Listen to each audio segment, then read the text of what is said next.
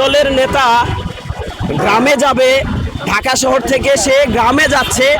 তার রাজনৈতিক সভা বা সেমিনার করার উদ্দেশ্যে, অথচ যাওয়ার পূর্বে গ্রামের স্থানীয় নেতাকে ফোন করে বলতেছে যে একটা 18 বছরের অথবা অল্প বয়সের একটা মেয়ে রেডি করে রাখো। এই দেশের যারা এই কথা বলতে পারে, যেই সরকারের লোক এই কথা বলতে পারে, সেই সরকারের আমলে রামিসার মতো নাবালকের ধর্ষণের বিচার হবে, এটা আদৌ বিশ্বাসযোগ্য নয়। আপনারা দেখেছেন সকলেই, যখন স্বরাষ্ট্রমন্ত্রীকে বলা হলো যে আপনি এই যে রামিসা হত্যার বিচার প্রকাশ্য দিবালোকে করতে হবে, এটা কোনো রাজনৈতিক দলের চাওয়া ছিল না, কোনো